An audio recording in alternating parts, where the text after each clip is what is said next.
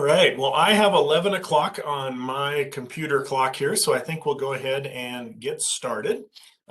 First of all, thank you all for joining us for the first session here in our 2022 Small Business Webinar Series.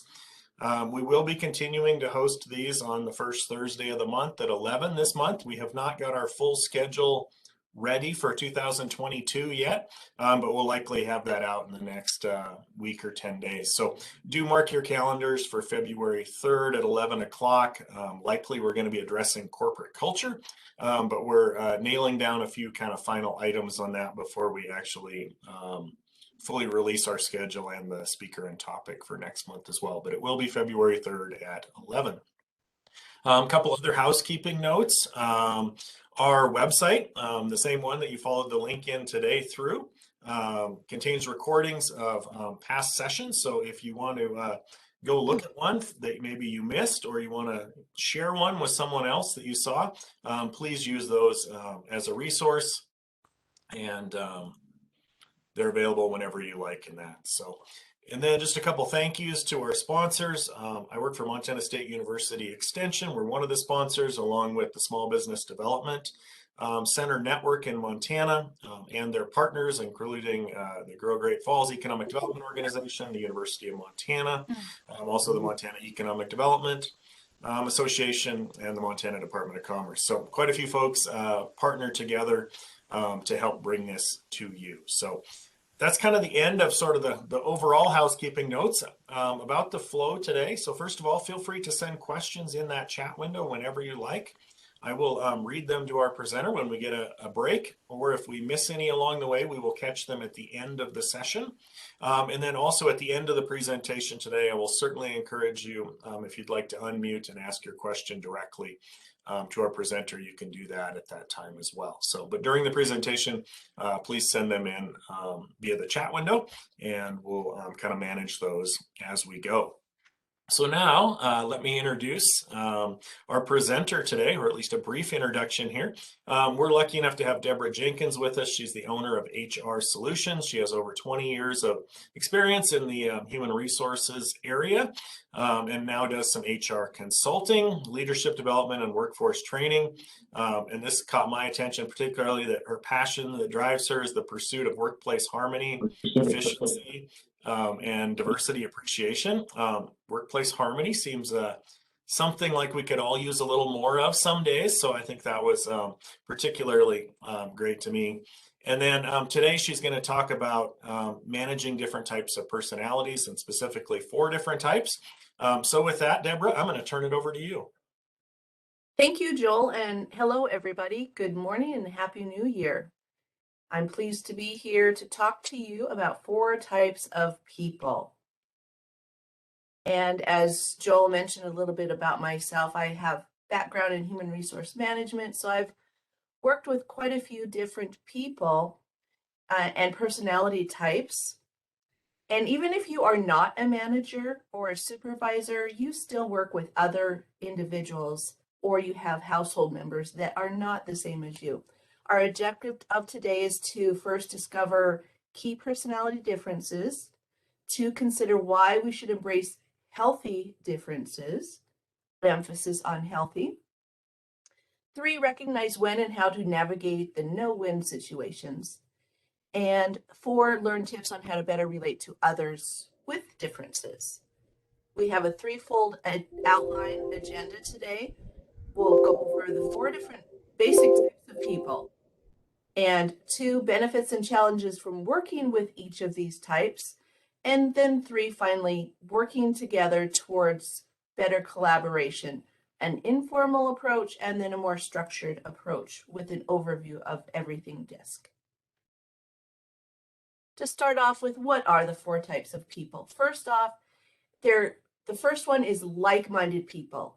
People that agree with you, agree with me. Those are the folks that you're always saying, exactly, that's just what I was thinking. Exactly what I would have done. These are people just like me. I like them the most, right? Because we like people that are just like us. The second, those are different people. They think differently than you, but they don't necessarily argue with you. They just have different approaches. One example would be, as a like-minded person, my college mate Colleen, she and I, we we thought alike on everything, whether it was time for lights out, time to study, or time to crack open that beer. That's my like-minded person that comes to my mind. My different person is my sister-in-law. She has a different angle of viewing the world. I see things very square, and she always kind of tilts it, and it gives me a better thought process to consider. So consider, as we're talking along, who's your like-minded person? Who's your different person? The third is those that are difficult. And these are folks that challenge you and always are asking, why'd you do that? And we're always asking, why did they do that? So these are some very different ideas that others have. Those are our difficult people that we can work through. Our fourth, we all know them. First off, our difficult people, the first one that comes to mind is Jason Nitsky, right? I'm just kidding. No, difficult, those are teenagers. I have two daughters. When they were teenagers, they were difficult. They always challenged me and asked why. If you've had teenagers, you know what I'm talking about. But they're not the impossible ones. The impossible ones are those that intentionally are obstinate. I bet you can come up with one or two. I certainly can. So with that, those are the four basic types. Those that are like-minded, those that are different, those that are difficult, and those that are impossible. So what are some benefits and challenges from working with each of these types of people?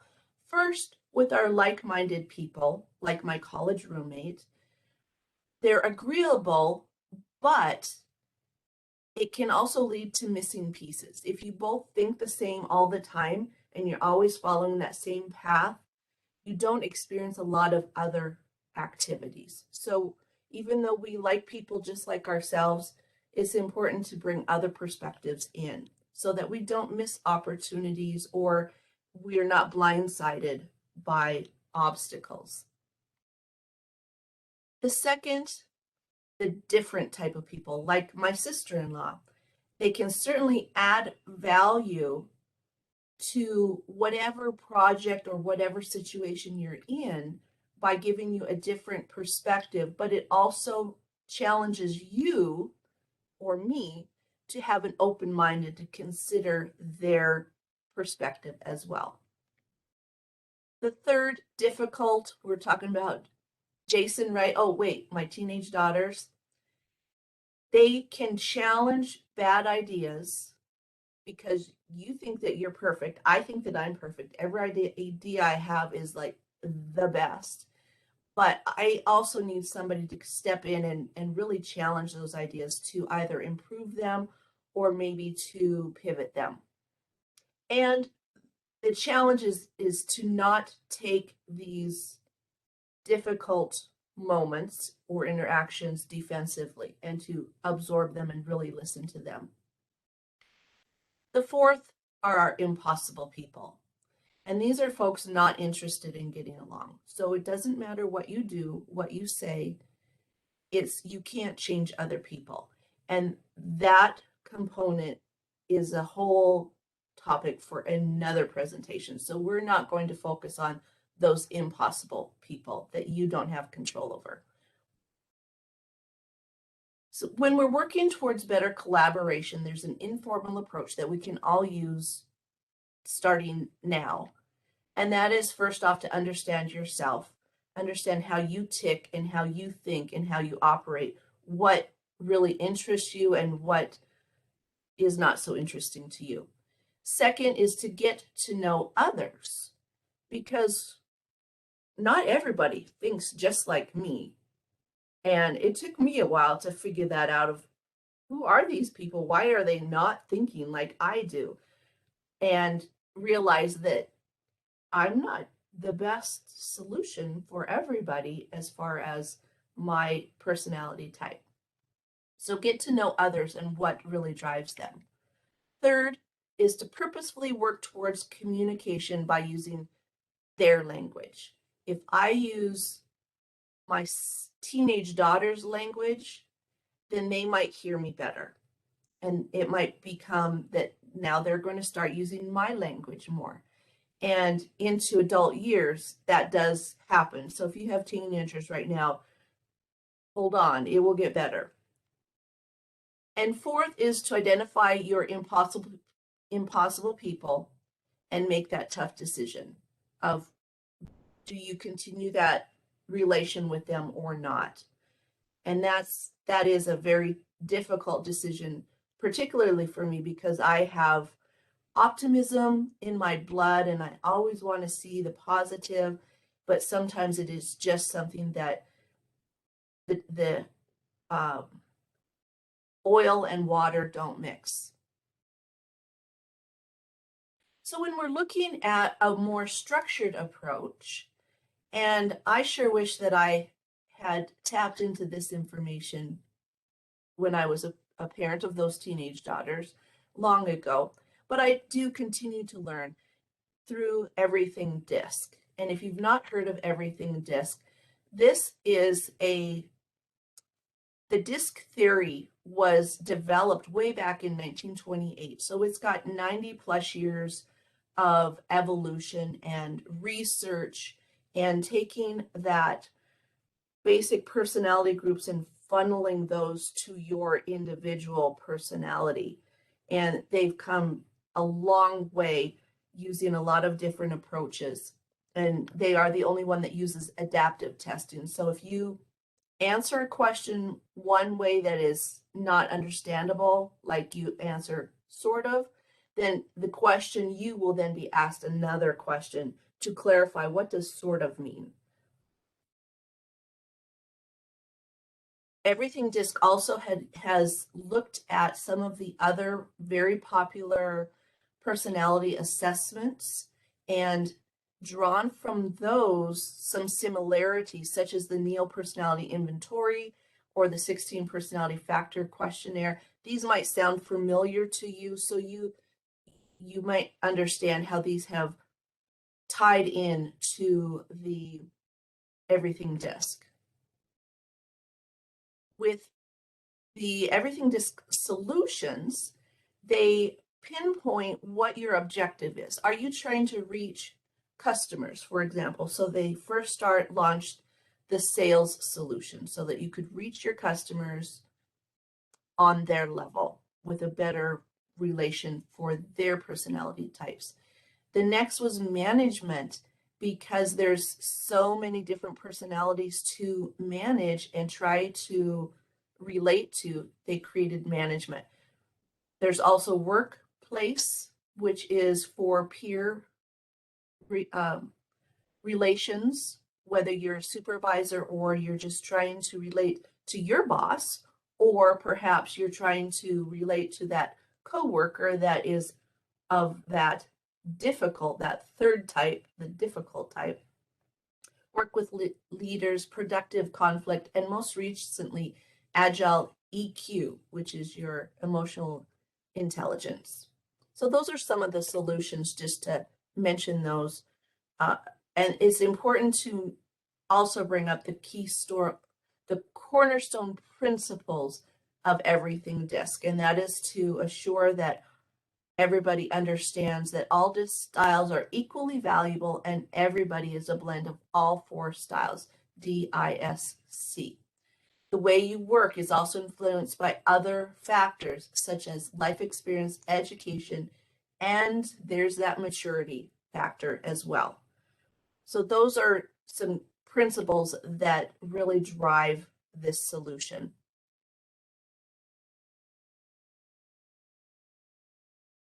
The goals of Everything Disc is to learn the basics of DISC, identify your style and explore its impact, start bringing DISC into your everyday interactions, learn about your colleagues, teammates, and customers, and you can also learn about your family members, your friends.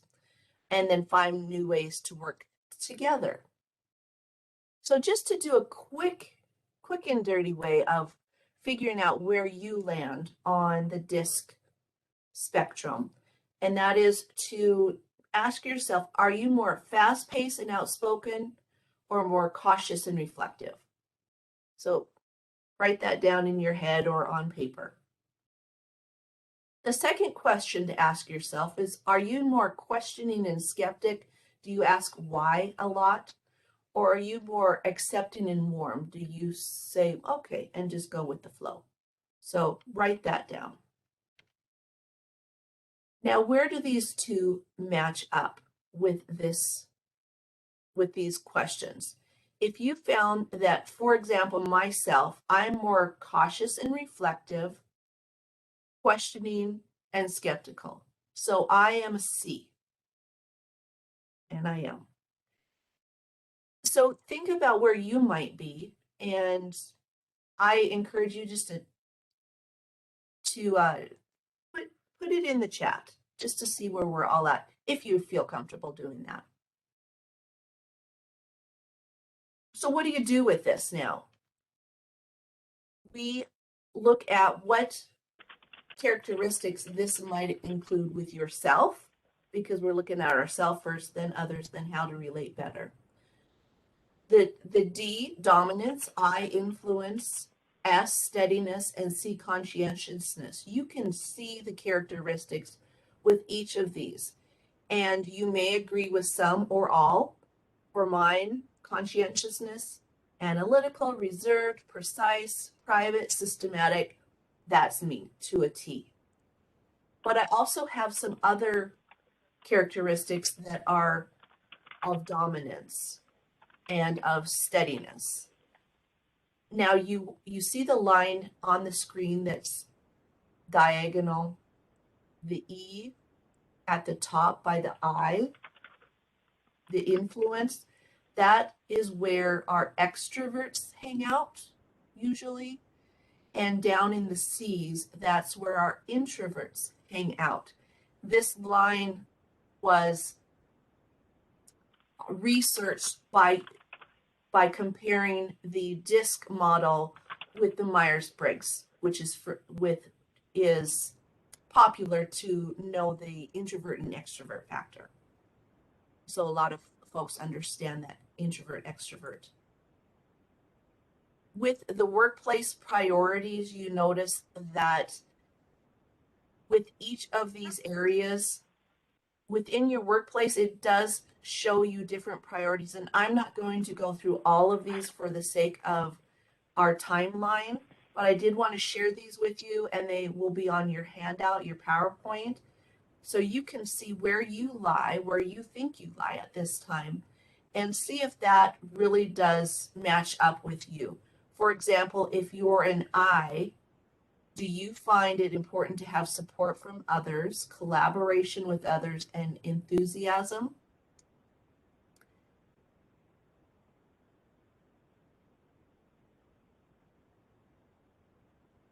I think I skipped one. No, there we go.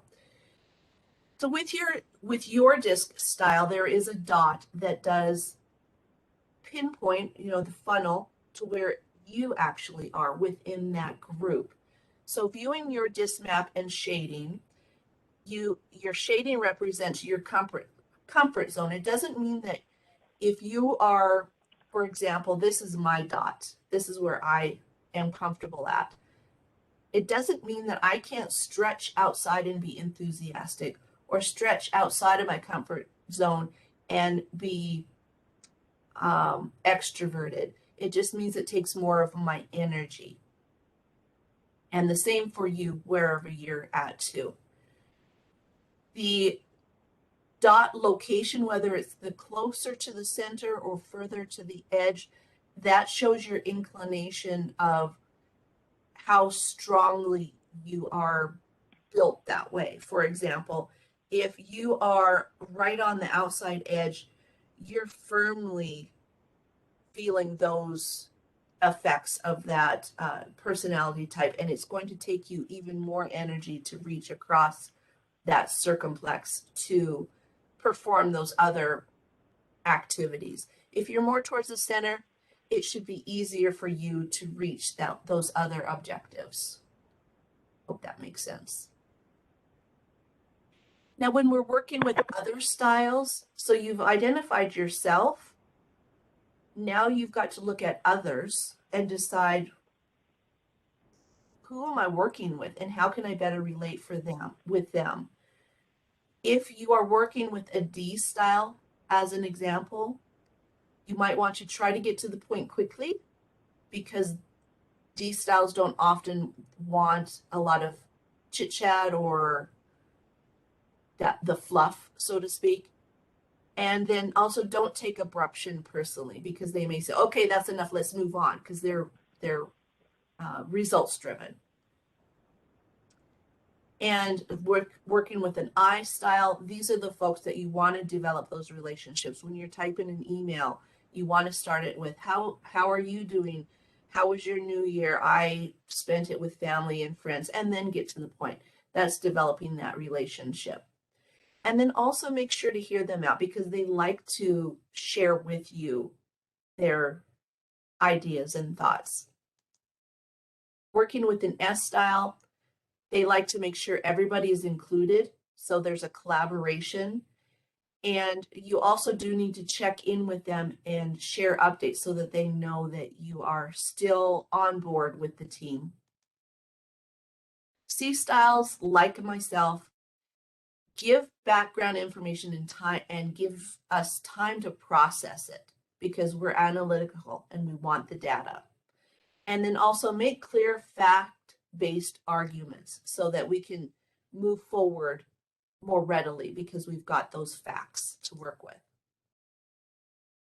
With all styles, some general guidelines is to consider your communication preference. Do your folks that you're trying to better your relationship with prefer phone, text, email, regularly, or once a month? What's it going to be? Do you want to be a bugaboo, or do you want to give them their space? Delivering details, again, brief and to the point, or do you want to give them the whole shebang and the kitchen sink too? Timeline, are they a morning person or an evening person? So you want to make sure to understand that type of personality component as well, if you want the best results. I am a night owl. My husband is a morning person, and he knows if he wants the best results, don't have deep conversations with me in the morning. And likewise, I'm going to not have those conversations with him at night if I want good results. Action, rapid or paced?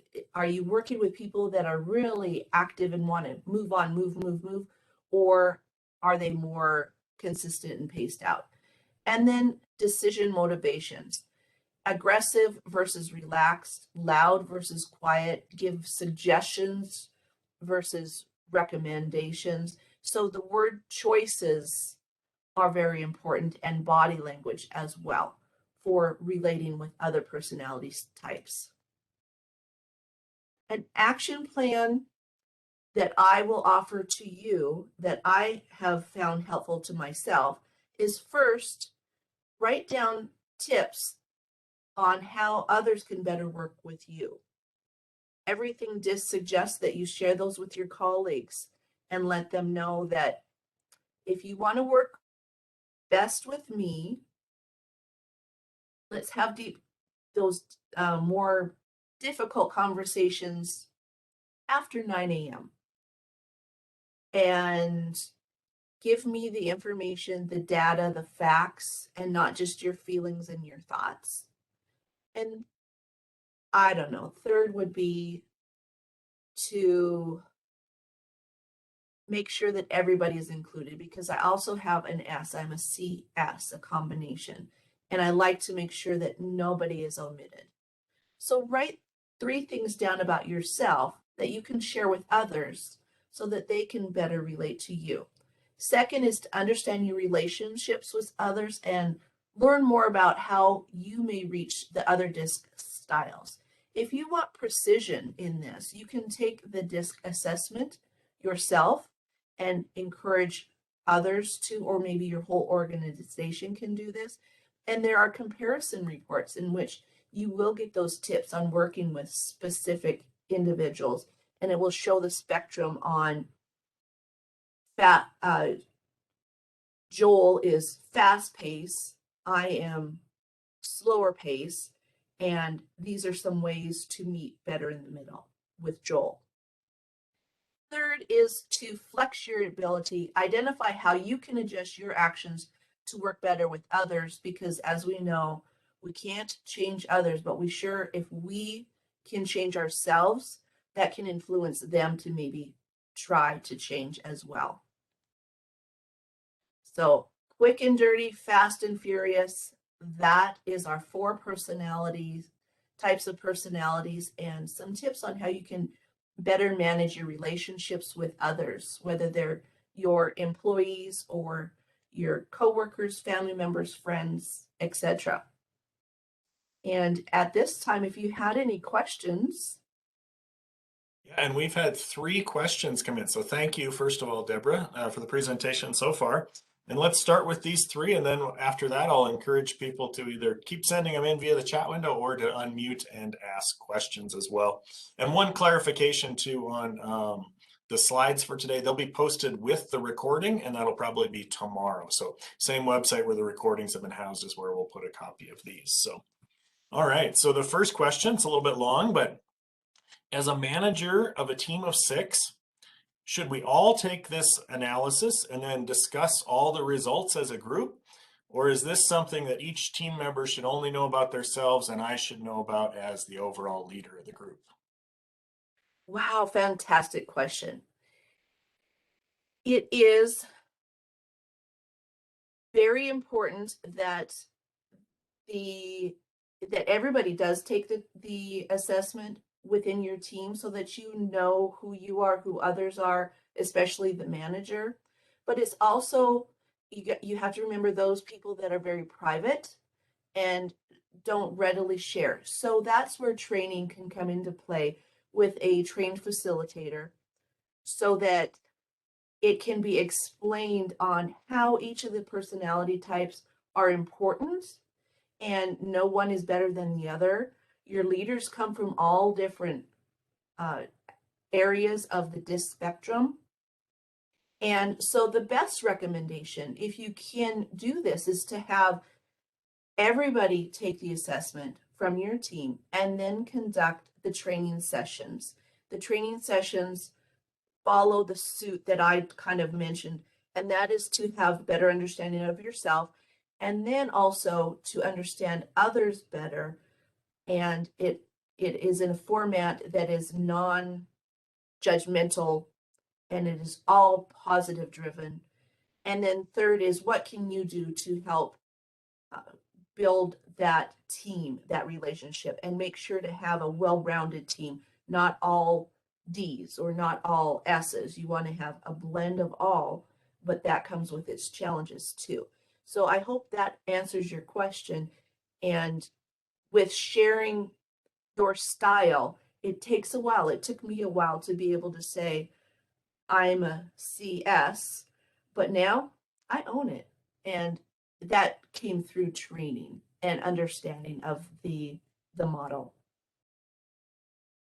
All right, thank you very much. And I think a couple of these are going to kind of dovetail together here, these questions. But the next one that came in earlier was, what if one of my team members isn't a natural fit for their job duties? I would ask how you came to that conclusion. And I would also encourage you to, if you're their supervisor, or maybe you have influence with management and leadership, to dive into this everything DISC and to do personality assessments, because it may just lead somebody to realize that, this isn't where I feel comfortable. This isn't what I like to do. I go home, I'm completely exhausted at the end of the day. I'm not enjoying it. And it may lead them to making decisions on requesting a transfer to a different position, or maybe having that conversation with their manager to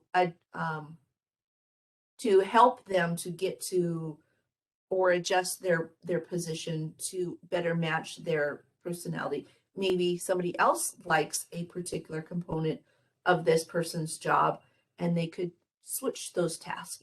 Just a lot of it boils down to communication for sure, but definitely getting to know what your likes are and what your dislikes are. And there's nothing wrong with disliking, for example, public speaking. Some people hate it, and some people don't ever want to do it, but they're forced to do it because of their job.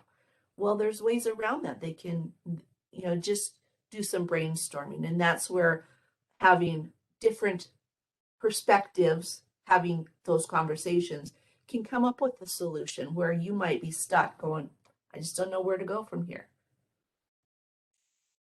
All right, let's do one more and then I'll open it up to the floor. So, and also we have a comment that thank you for recognizing that Jason is difficult. So it's good that we all know that. So, all right. And the last question here before we open it up is considering the first four types of people, like-minded, different, etc., what's the likelihood your view of someone is mirrored by their view of you? In other words, if you think someone's difficult, are they likely to view you as difficult too? Absolutely. And that is an eye opener because we all think that my style is the right style. And how can they think other than that? And they're thinking the same thing because we're not meeting in the middle. We're not understanding each other's perspectives. And I think that's where the defensiveness comes into when you're dealing with difficult people, not the impossible people, but different or difficult people, is to not take their questions or their suggestions or their input defensively, but to take them with a grain of salt. Grain of rice, grain of salt. I don't remember how that saying goes, but to let it soak in and not to instantly go defensive. And I certainly am guilty of that and still am. And that's one thing that I work on with myself is to realize that other people aren't looking at me the same way as I look at myself, which is perfect. Just kidding. But having, if you're looking at somebody else like they're from Mars, they're looking at you the same way. So how can you bridge that gap? All right, thank you very much. I'll open it up here and then I'll jump back to the chat window. But if anybody has a question they'd like to ask, please feel free to unmute and jump in here.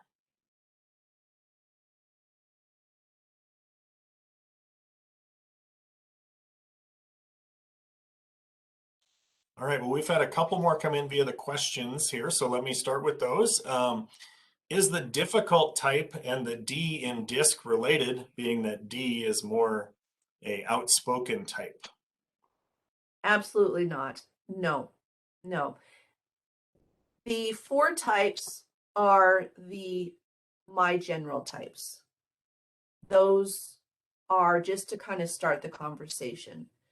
The D for dominance, that does not mean a difficult person. That means that they are action driven, they are results driven, and fast paced. Now, other Ds might find that to be super attractive, but some will think of that as really challenging and difficult. So it just kind of depends on where your comfort zone is and where theirs is. And to just understand that they're not trying to be difficult. This is just where their enthusiasm comes from, is get her done. I hope that answers the question. If not, please follow up in the chat window for who asked the question. Any other questions for Deborah?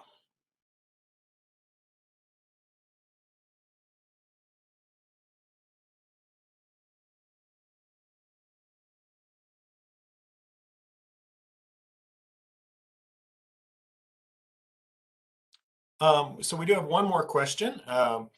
What do assessments like this usually cost?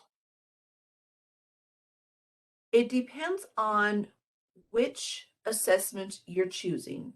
The the stepping stone into all of the assessments is usually the workplace because that covers all of the general questions and really pinpoints who you are in specific towards the workplace. That assessment at this time is $72, I believe. And you do need to go through an Everything Disc authorized partner. And authorized partners are allowed to give discounts if we choose. I had a discount of 20% off of that going through the end of the year. And for those of you that are here today, I'll certainly honor that through the end of January if you're interested in purchasing an assessment through myself to get the 20% discount. Other solutions that are a little bit more in depth do cost a little bit more, but to tag on and to add on to those, you have a lesser cost for add-ons. And this is something that came in a little earlier, but do people's scores change over time? So if you did a DISC assessment 10 years ago and you did one today, is it likely to look the same or do those change? Well, super interesting question, and I've wondered that myself because I have taken probably 10 assessments in the last 20 years or so, and I have stayed relatively right in my zone, even though my maturity has hopefully grown, and my environment, my work experience, all of those are factors that change your thought process and your dynamics. But what this assessment does is it really tries to encourage you to really look at these questions from your bare bone, your core personality, and not what your job requires of you, what you've been having to do, what you know that you can do.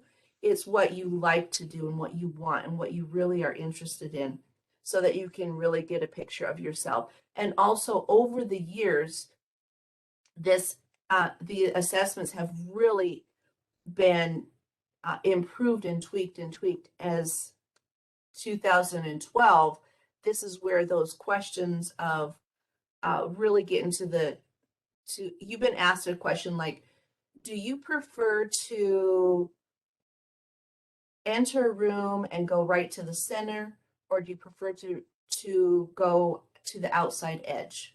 Those kind of questions. A room full of people.